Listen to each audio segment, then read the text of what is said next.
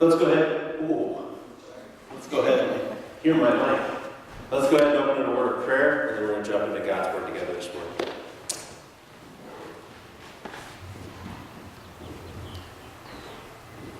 Father, so often we approach your Word casually. It's a thing we do. Church is a thing we do. Not a place we go to get fed, to receive the nourishment our souls need. God, today I pray that you will help us to open our mouths, help us to receive nourishment from your word, to receive it into ourselves, into us, to know you intimately through this time. And that somehow by your grace, Lord, by your grace and by your mercy, you will teach us more about you. That you'll open my mouth, you'll use my words, you'll open everyone here, our ears, so that we can hear. And that you will make us more like you in this next hour. We pray these things in Jesus' name. Amen. So, for those of you who've been here, we've been working through the book of John, the Gospel of John, the biography of Jesus by the disciple John. For the past 10 weeks or so, we're ramping up now to Easter. We're in the last bunch of chapters of John. All happen in the last couple of days of Jesus' life. Really chapters, what we're in today, chapter 13 through about 17, these 4 chapters in the book of John, which is only 21 chapters, just as a couple of hours, right? This is one of the longest teachings we have from Jesus. This is the last hours of Jesus' life, and we've watched Jesus go from a very obscure, rural country figure to a very socially relevant, present, even urban figure as he keeps coming back to Jerusalem again and again for the national festivals that he's supposed to be part of as a member of the nation of Israel.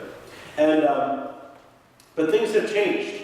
Where he originally came teaching a little bit and healing and doing miracles and gaining notoriety, things have become very defined over the time. At the beginning, people were saying, who is this guy? What's he all about? And by now we know. He's done things. He says he can forgive sins, something only God can do. He says he was timeless. He was around before the patriarch of their nation, right? Thousands of years earlier, Jesus says, yeah, I was there, right? He says, he uses God's name. God says, I am the great I am. Jesus says, yeah, that's me. I remember when I said that. I am the great I am, right? And people go, this guy, he's crazy, or he's lying, or he's God, and I'm not comfortable with the last one, so we're going to go with one of the first two. And people are trying to kill him. And now our text today begins that he says it was just before the Passover festival. Okay? By the way, in case anybody needs to, we've got Bibles under the pews and on the end if you want to follow along here. We're in John 13, verse 1 through 20 today. And if you don't have a Bible home, take one with you. Those are for you. They are free. So it was just before the Passover festival. And now, a lot of you guys have probably heard this phrase before, this idea that we are in, that there is something called the Passover festival. But if you're not familiar with this Jewish tradition, if you're not familiar with Jewish traditions, and I'm not a Jewish scholar, that may kind of you may kind of miss what this is all about. Now, the celebration of Passover for the Jewish people was a celebration of God's deliverance from slavery and ultimately from death. Okay? And what they would do is And I'll explain the and death part in a second. What they would do is once a year, they would have this week-long festival, and during it, they would get together and they'd have these Passover meals, all right? And it was early on in the week, but what they would do is they'd get together in the evenings, and they would have this meal where each part of the meal represented something specific about their story, right? So they had this meal that was very, very symbolic. And in case it's helpful, I'll kind of share a few of the things that they ate. You guys have heard that like unleavened bread is significant. When we have the Lord's table up here, where we take of the Eucharist, of the Lord's Supper, once a month, we do that here at Rock of Ages. And when we do that, we always use unleavened bread, because Jesus used unleavened bread, and he used unleavened bread because they used unleavened bread in the Passover meal, okay? The unleavened bread was this very thin bread that had no leaven, didn't take time to rise, and so it would bake, and it would be baked easily, something they could take with them, this cracker-like, and it was representative of the fact that when they were called out of Egypt, they did not have time to let their bread rise and bake it properly. So they had to have this, so there's this symbolism that says, when we have this bread, we remember that we always have to be ready for God's calling and God's deliverance, and we're remembering that our ancestors came out of this place where God moves, God makes moves, and sometimes he makes moves quickly, and we need to be ready to respond to this. There's another element of this called karpas, which is this, it's a leafy green, so some kind of leafy green vegetable, and it's representative when the people first got to Egypt, the Hebrew people first got to Egypt, they were just one family. And they slowly grew and they blossomed and things went really well. And so this leafy green vegetable is representative of how well things were going and how much they grew and developed during this time. But then how, when there was a new power change, a new Pharaoh came in, a new king of Egypt came in, he didn't understand this, and he was fearful of these people. And he actually even tried to commit a little, if you can call it, a little genocide of a generation of Israelite babies, commanding that all the boy babies be first killed by midwives, and when that didn't work, thrown into the river. And their joy turned to tears. And so what you do is you take the karpas and you dip it in salt water and you eat it. And so you have this thing that was really good and joyful growing turned bitter. And you taste it like the taste of tears. There's something else called haraset, which is this mixture of fruit and nuts and honey that's sort of representative of the bricks that they made in Egypt, mortar. Another thing called maror. This is bitter herbs. This is interesting. If you ever get to participate in the Passover meal, this will probably be your least favorite part. This is basically literally just, it's the bitter herbs. When you read about it in Exodus there too, is this idea that you have the bitter herbs and you take, once again, some sort of vegetable or something and you dip it in just basically horseradish, all right? And then you just eat horseradish, and your sinuses freak out and your eyes swell up and you start tearing up, and it's sort of just representative, like, yes, it's representative of their time of slavery, that the sorrow of bondage. And so you're sort of aligning yourself with the people and your ancestors in Israel who have suffered, and you've experienced their tears along with them. All right? So it's this very rich, symbolic meal of what God has done for his people and who God is to his people. And yet, in our text today, if you look at verse 2, it says, so while this meal is in progress, right?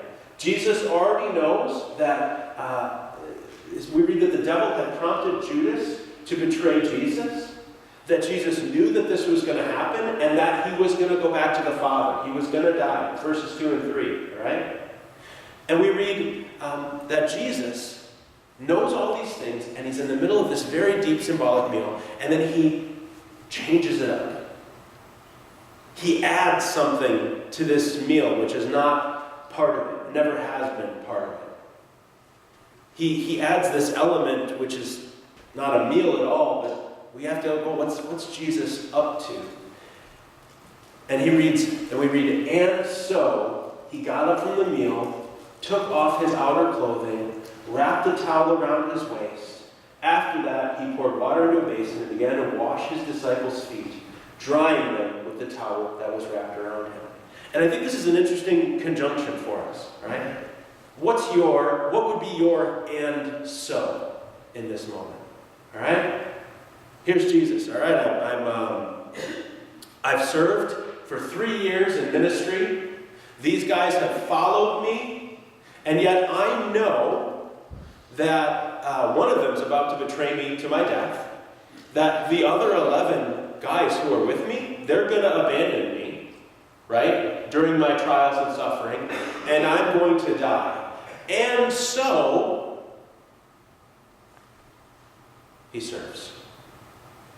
He worships God, giving himself up. What would your and so be? My and so would be like, and so Jordan arose from the table and puncheth Judas in the face. All right? Because I would also be King James in this version, right? Right? That's what my and so would be. Some of you, I don't know if anybody's brave enough to say this, who would say, my and so, if I know that I'm about to be betrayed and killed, is to run away. I know that when I'm in a terrible situation, when people are coming against me, I'm just going to get up and run. Okay? We got a few of us out here. How many of you, and maybe this one's even more bold of you, how many of you kind of know this is your motif? And this is just an honesty check thing for us, right? Well, tends to just be like, if you find your and so, people are coming against me, you get a little defensive. You go, no, and you start like coming up with all the reasons they're wrong. You start gathering an army. You're going to go talk to your friends and your family, and we're going to get together and we're going to tell them they're wrong. How many of you, that's your and so? Okay. Man, we do that, right? I would take revenge. Some people would run away. Some people would raise an army. But Jesus does something very odd. I've always thought the imagery of, somebody boxers out there, and you get somebody who brings that big left hook, right? This is the knockout punch. And we all go, like, this is where we go. Our and so is to, like, I'm going to duck. I'm going to look for an opportunity to punch back. Jesus just, like, leans in. You know? Anybody who leans into a left hook is dumb. In most of our books. And that's what Jesus does here. That's what Jesus is doing. He's leaning in to a left hook, and it gets messy for him, right?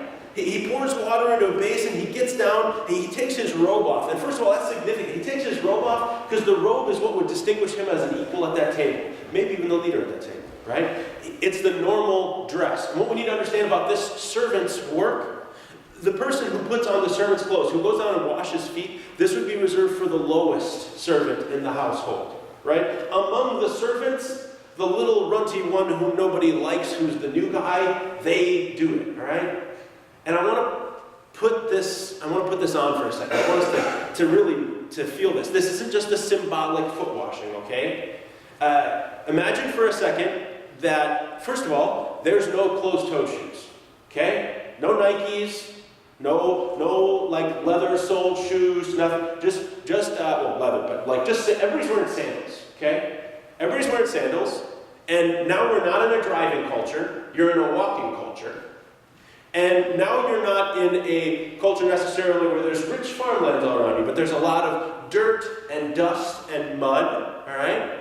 And you walk on roads that, to be fair, there is a road system, but it's not the road system we have. There's no blacktop, right? It's primarily, carts are pulled by what? Animals, right? Horses, mules, right?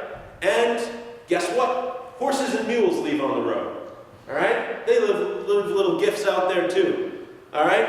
And so now you've got this situation where you and all your friends are walking in open-toed shoes through dusty, muddy, dirty, poopy streets.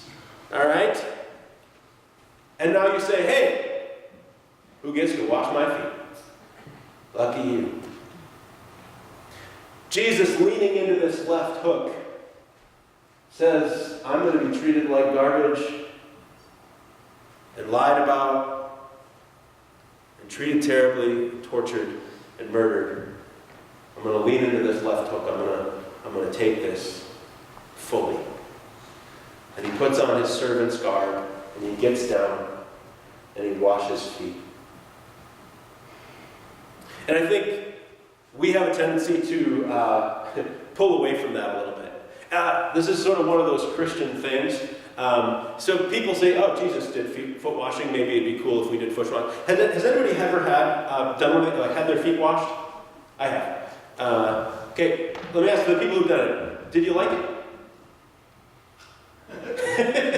It's kind of fun. Like you sort of feel like, maybe it's a nice thing. Maybe it should be nice. Maybe I'm a minority here. I don't know. But it seems like maybe the people who've had their feet washed feel similar to me. I don't like it. It's super uncomfortable. All right? And some of you who have this weird anti-feet thing, you're like, yeah, I get it. Gross. All right? But I think it's more than this. We live in this, and I was kind of like, why is it so weird? Why is it so weird that we don't like foot washing?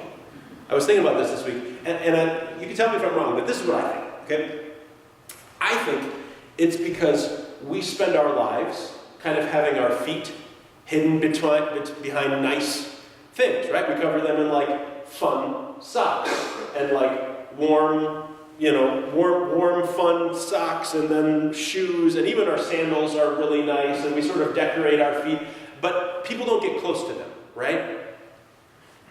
When your feet stink, or they get wet and they're gross, or you have little corns on them, or bunions, or warts, or something, right? Which this happens, people. This is real, all right? People don't you're sort of willing to be like, yes, I acknowledge that. People have gross feet stuff, right? But I don't want to get all up in that, and I don't want people all up in mine, all right? It's weirdly intimate. I don't mean that in a weird way, all right? But it's weirdly intimate to be up close with someone's feet, or have someone else has your foot. Because it's like you're exposing this part of yourself that usually is kept hidden and protected to someone in a way, not where they just see it, but where they really get to know it, right? They're up close. They get to see it in all its glory, right? And I think we do this I think it's a little bit like parts of our lives, right? There are parts of our lives, parts of our bodies, and parts of our lives which we sort of politely acknowledge exist, but we don't want exposed. We don't want experienced. We don't want people handling that. We don't want people touching that. We don't want people sharing that or being able to describe that. We just sort of want it politely acknowledged and then pushed to the side. And I think when we do that, though, we're living a little bit in pride.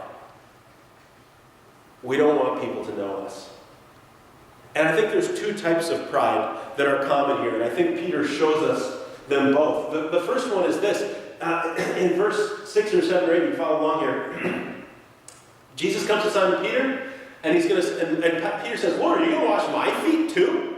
Jesus says, yeah, I know you don't understand this right now, but it's good. I need to do this for you. But you'll understand it later. And he says, no, you will never wash my feet, right? And we have to ask some questions. The first thing is, once again, same as you or me. We have to talk about the situation. Does Peter realize that his feet are dirty? Yes. Okay. Does Peter realize that his feet need to be cleaned? Yes. Does Peter want Jesus to do it? No. Why not? I think Peter's issue is that he wants to approach Jesus in a different way. He wants to be able to, he doesn't want Jesus to experience that part of him, and beyond that, he doesn't think that's Jesus' job. Jesus, that's not your job to wash my feet. But if it's not Jesus' job, whose job is it? I think it's mine, right? I think it's his. Look, I'll find somebody else to do it. I'll get a servant. I'll do it myself. I'll get a bowl. Jesus, you're the teacher. You're the leader. You show us how to live. You do it right now. Let me get my stuff together, and I'll work it out, and I'll get it done, and I'll get it cleaned up. This is fine. You do your job. I'll do my job. That's the way a relationship with Jesus should work, I think. I think that's how we approach Jesus, but Jesus answered, unless I wash you, you have no part with me.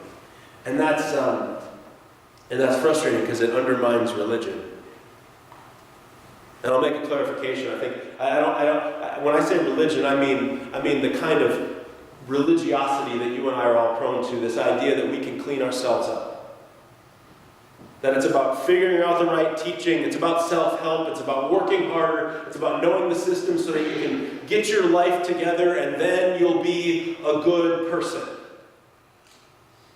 And Jesus is kind of just knowing your feet are stinky and gross. You got stuff. You can't clean it. Jesus says he's the one who needs to clean you. So there's bad news here. The bad news to Peter is this. Peter, you're dirty. You can't clean yourself. And that's this message to you and I today too. Hey, this bad news is very unpopular. People don't like hearing it, but Jesus seems to believe it. You're dirty. You are dirty. And some of us, we kind of, I don't really like saying it, you know. Feels very unempathetic.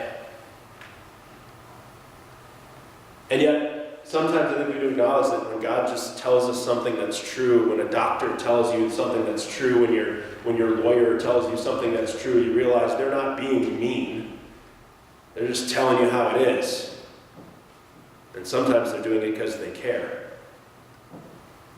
And so we need to keep going in this text. Why does he tell Peter this? And I think, and we'll get there, but I think there's this other element that we need to talk about. It's Peter's response. It's this other type of pride. If you read in verse 9, it says, "Then Lord, Simon Peter replied, 'Not just my feet, but my hands and my feet as well.'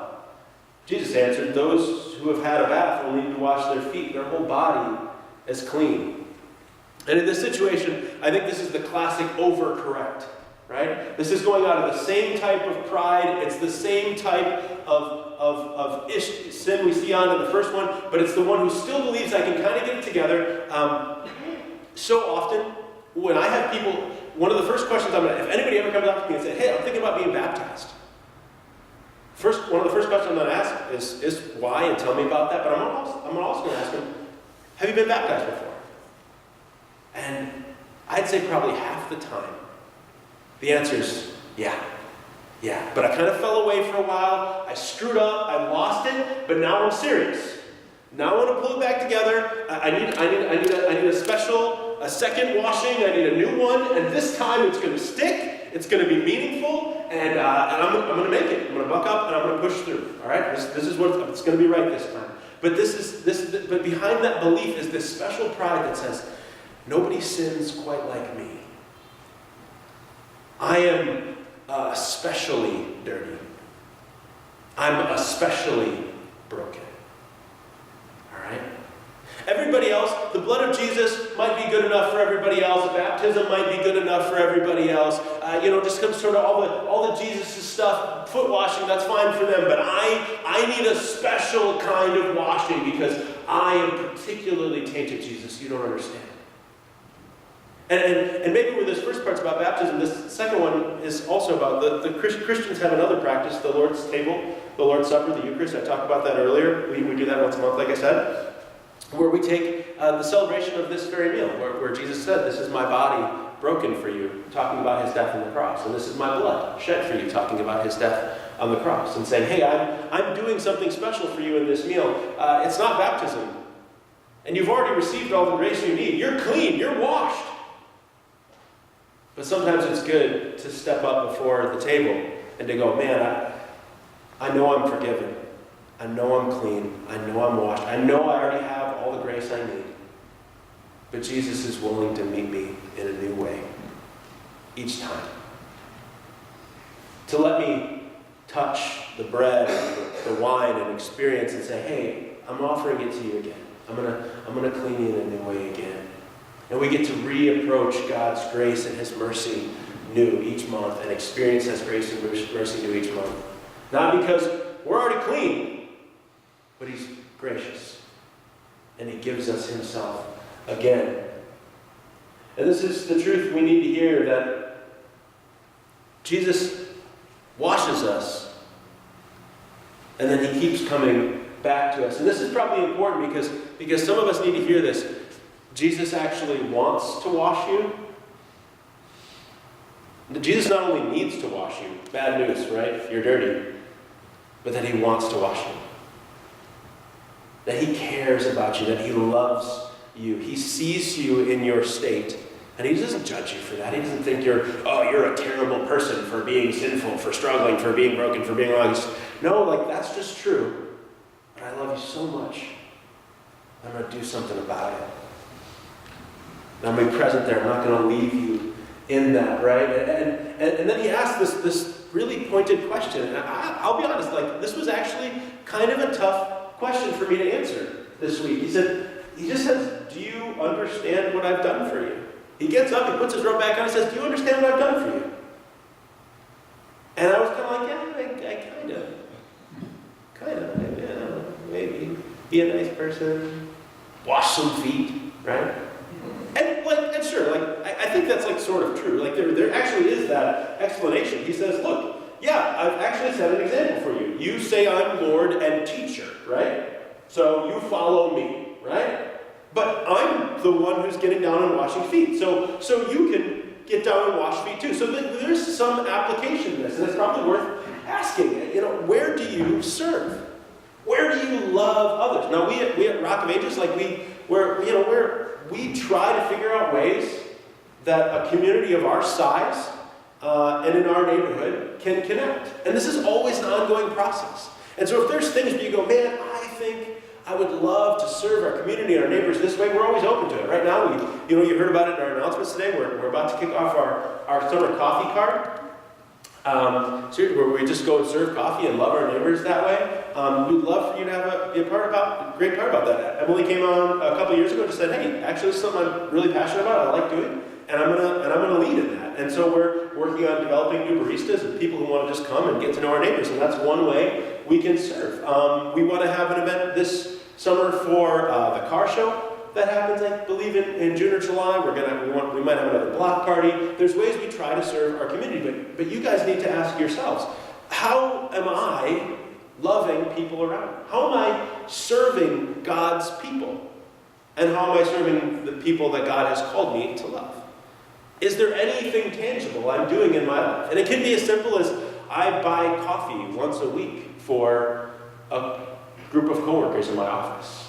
Or I go out of my way to provide a ride for people at school. Or I make sure just to smile. It's something I struggle with. I'm like a concentrated, I look angry all the time person, all right? Sometimes I need to be like, stop scowling. Oh yeah. I'm so happy. It's okay. Sometimes we just need those little reminders, and that's a good thing. But we also need to realize that we do struggle. It's not always a simple buck up and get your stuff together. Jesus says, I have sent you an example that you do as I have done, like me, right? What he doesn't say is do what I've done. He doesn't say, get down and buck up and make it right so that you can finally measure up, right? Because he's made it clear, you can't do. You can do as he's done, you can follow in his footsteps, but you can't repeat his footsteps. There's something specific about what Jesus is teaching us in this analogy here that we can't do, and I think we need it. There's this, if you look in the Synoptic Gospels, right, it's a fancy name for Matthew, Mark, and Luke, right? It's the first three stories of Jesus in the New Testament. John has its own story, but Matthew, Mark, and Luke spend a lot more time talking about the meal itself and what Jesus said and did.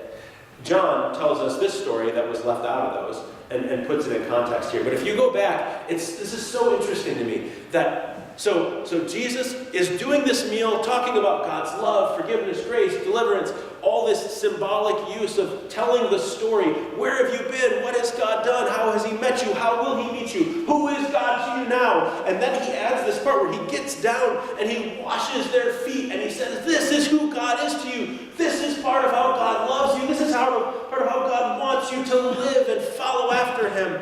And then, Jesus says, all it takes is this. This is so interesting. All it takes is Jesus go, but one of you is going to betray me. And it's actually powerful. In John, he says, and he kind of like, he rolled back and was overcome with emotion. He just says, and one of you is going to betray me. It's going to happen. He finally just comes out with it to his disciples. And we read in Luke, they began to question among themselves which of them it might be, and who would do this. Well, it wouldn't be me. I think you might do it. I've seen you. I've seen the way you do this and that, and no, I wouldn't do no, it's you, right? And they start doing it. We read verse 24, Luke 20:24. A dispute also arose among them about which of them was considered the greatest. And I mean, how dumb, right? Like Jesus is like, oh, you want to punch me in the face? Okay, you may proceed.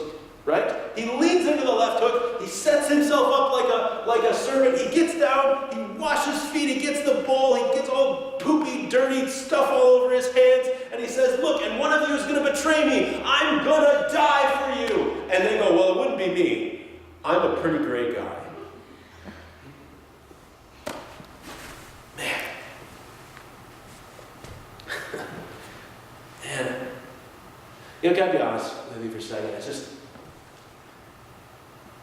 I think one of the things that's interesting about not being a pastor till I was, in my 30s and then being a pastor is getting so many years to be part of a Christian community where you just sort of get to be on the periphery and experience it in the periphery and just be like, yeah, I kind of plug in where I want, things are good, it's fine, blah, blah, blah, ups and downs. And, you kind of hear all the discussions about where, church leadership could do better, or where, you wish your church was more like this, or, kind of get it together, fix your stuff. And then you get on the inside. And I don't say this in any negative way or authoritative way, because I think this is pretty universal. This is a people issue. But you just start to see how quickly things get changed. Where you see God do something so beautiful, and how quickly Satan jumps in and goes, no. How can I take away this beautiful thing that God's doing? And some of you know this. Some of you guys have seen God do beautiful things in your lives, in this community, among one another. How there's been this long journey of ministry and of growth. And how quickly sometimes the temptation is to have another voice come in and say, no, there's a problem here, and let me tell you who it is. And it's always somebody else. This isn't an easy thing, guys. I didn't plan on saying that necessarily, but I think it's this opportunity to come back and go, no. But Jesus had to wash my feet. He had to wash my feet. He had to wash my feet. He didn't come for everybody else's poopy, dirty feet, and I got to just sit by and go, well, you guys should have thought about this earlier. I wore my Nikes, right? No. He had to wash my feet. I'm the one who had to sit down and get washed first. There's this story about a guy named G.K. Chesterton. I might have shared this once before, but it's always just stuck with me. Many years ago, but they were trying to get all the thinkers of this world, I think it was the London Times, sent out all these letters to all the thinkers of the world, the major intellectual figures, and said, hey, we would like you all to write essays on what you think the problem with the world is. And so they all wrote these long essays, and they'd feature a different one each week. And G.K. Chesterton wrote back, I think it was 6 words. Dear sirs, I am. yours truly, G.K. Chesterton. And that's, I think, the call for us in a lot of ways, is to realize that our tendency is to be self-insulating and self-protecting. Our tendency is to look at everybody else's dirtiness and not our own. And that Jesus says, no, I need you to lean in here. I need you to lean in because in that messy church, in those messy people's lives who you interact with and whom you love and sometimes don't love so much, I want to do something better. So I encourage you. Invite them to church. Invite them to your home. Invite them out for a drink or a meal. Plug in to communities around you. Pray and ask for prayer.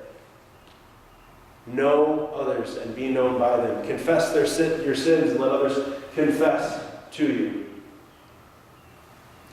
But I want to add one other part here before we close. For those of you who are familiar with this story, there's a reason we're called to do all those things. For those of you who are familiar with the whole Passover meal, there was one main element at least. There are other elements I didn't talk about, but there's one main element at least that I didn't talk about. Do you know what that is? Think back on your Exodus, the Passover meal. What did they do? Blood on the doors. God came to the people of Israel, both his people and to the Egyptians and to the foreigners. He came in many ways to this little mini world.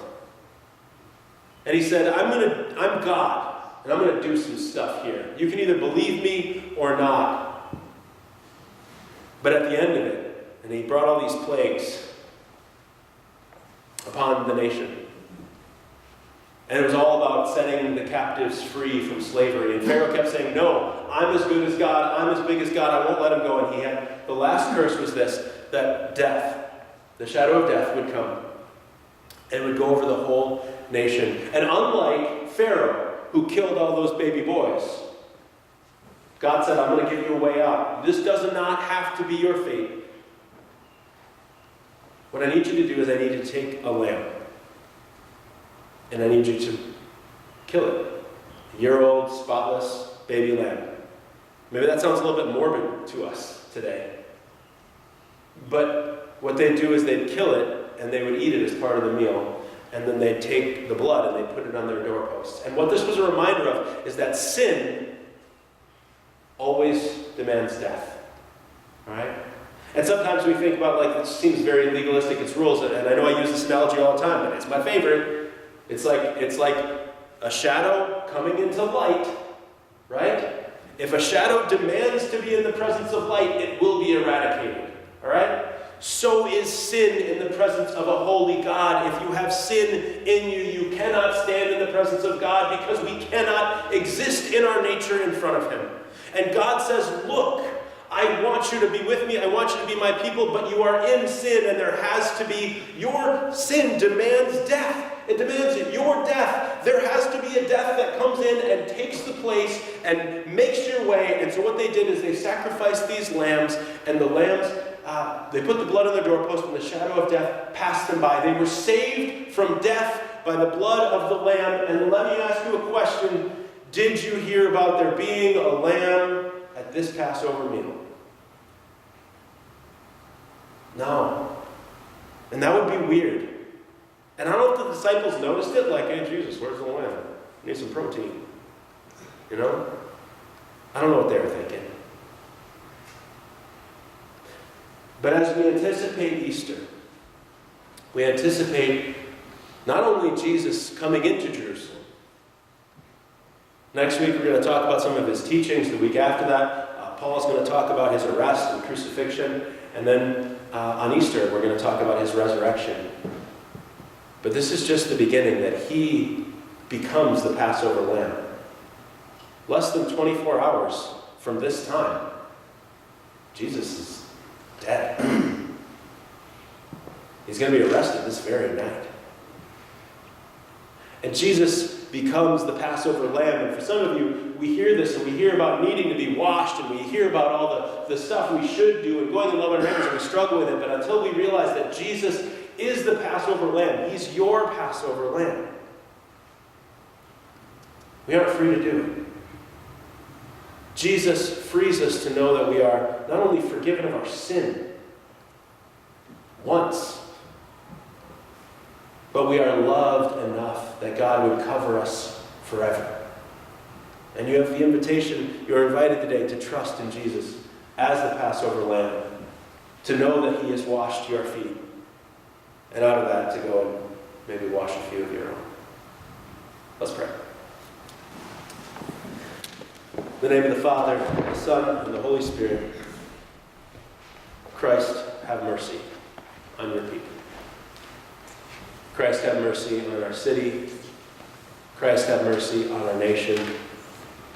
Christ, have mercy on our world. Christ, have mercy on me. Lord, we are at your mercy. We are in need of your salvation. Teach us more about who you are. In Jesus' name, amen.